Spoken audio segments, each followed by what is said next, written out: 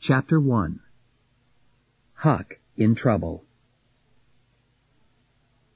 You don't know about me if you haven't read a book called The Adventures of Tom Sawyer.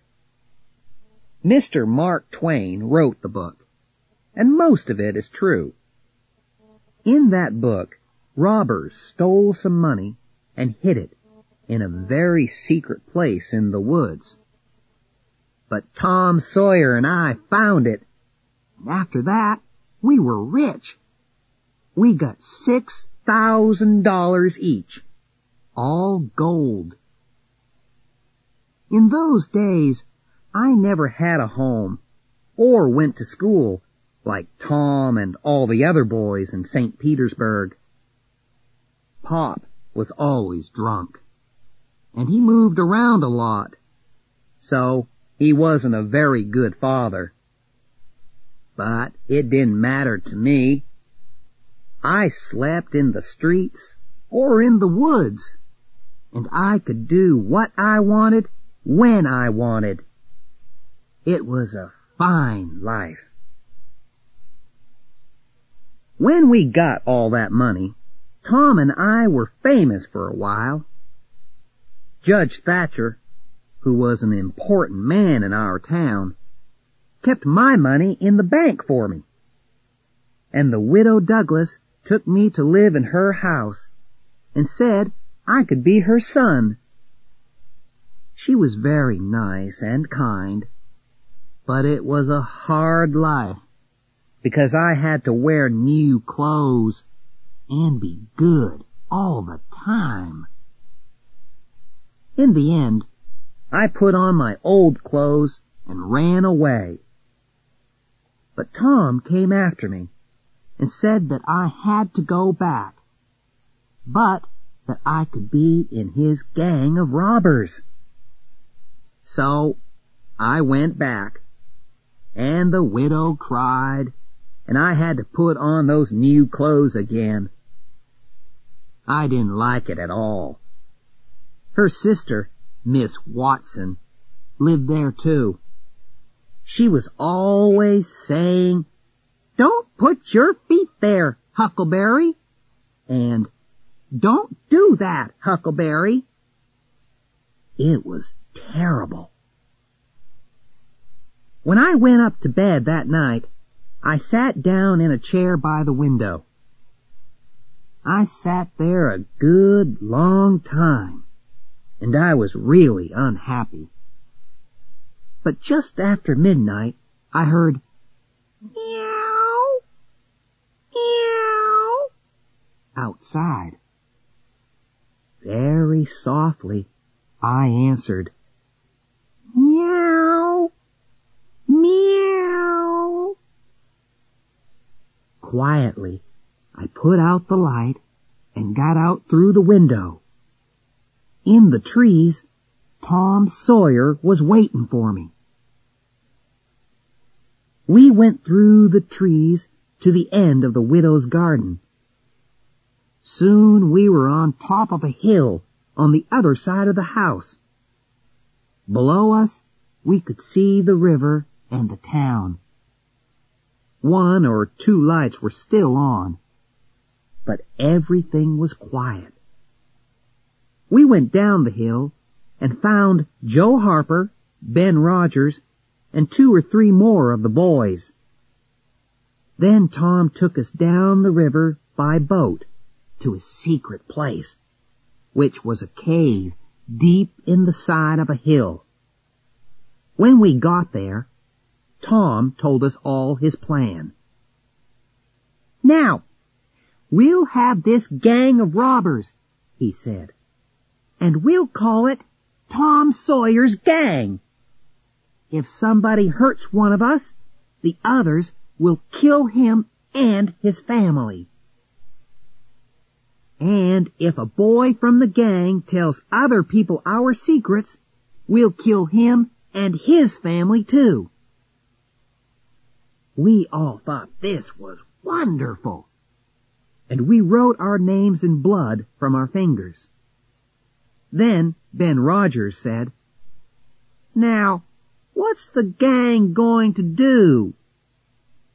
"Nothing," replied Tom. "Just rob and kill.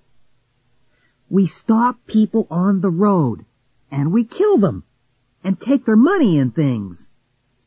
But we can keep a few of the people, and then their friends can pay money to get them back. That's what they do in the stories in books." But Ben wasn't happy. "What about women?" he asked. "Do we kill them too?" "Oh, no," Tom answered. "We're very nice to them, and they all love us, and they don't want to go home. Then the cave will be full of women and people waiting, and we'll have to watch them all night." "We'll all go home now," Tom said, "and we'll meet next week, and we'll kill somebody and rob somebody." Ben wanted to begin on Sunday, but the others said no. It was bad to kill and rob on a Sunday. My clothes were very dirty, and I was very tired when I got back. Of course, the next morning, Miss Watson was angry with me because of my dirty clothes, but the widow just looked unhappy. Soon after that, we stopped playing robbers because we never robbed people, and we never killed them.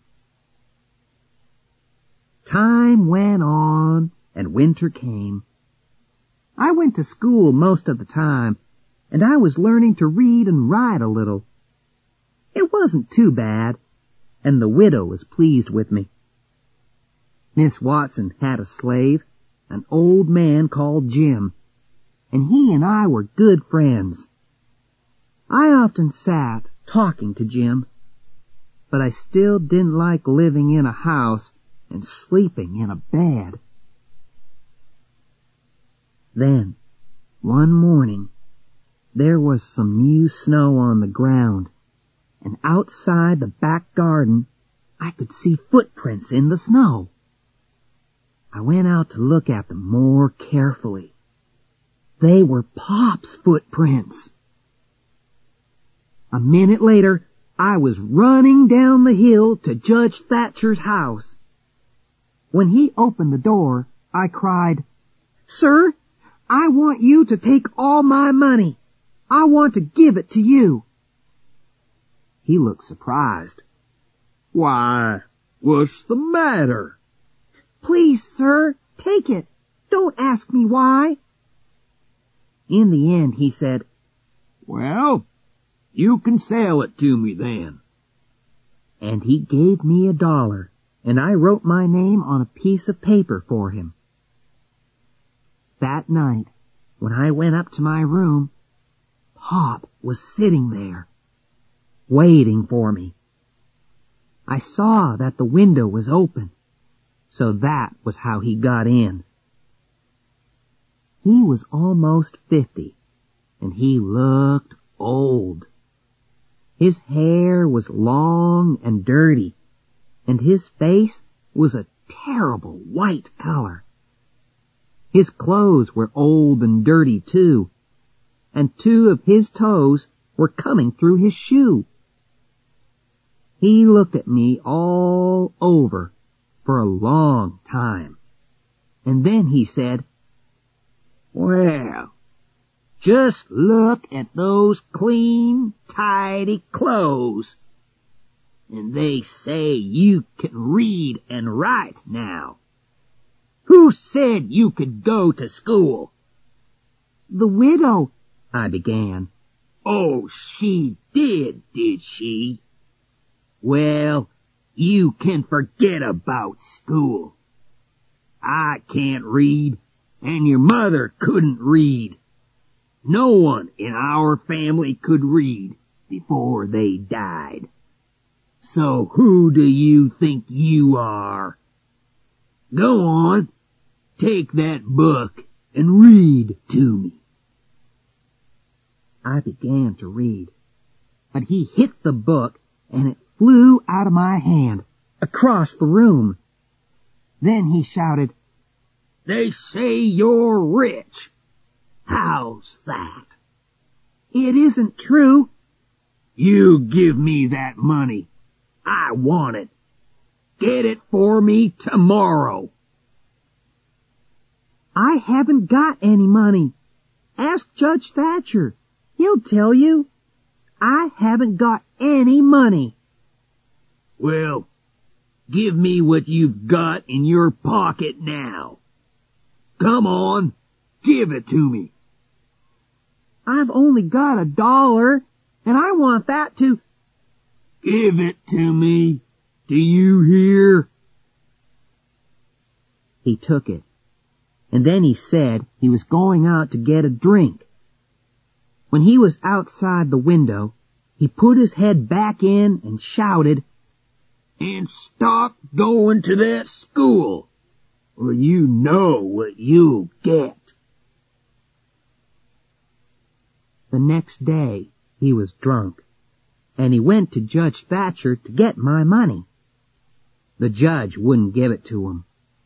But Pop didn't stop trying, and every few days I got $2 or $3 from the judge to stop Pop from hitting me.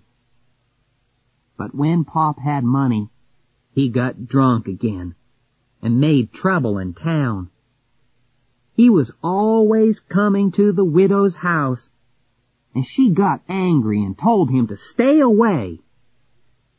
Then Pop got really angry, and one day he caught me and took me a long way up the river in a boat. I had to stay with him in a hut in the woods, and I couldn't go out by myself. He watched me all the time. The widow sent a man to find me and bring me home, but Pop went after him with a gun, and the man ran away.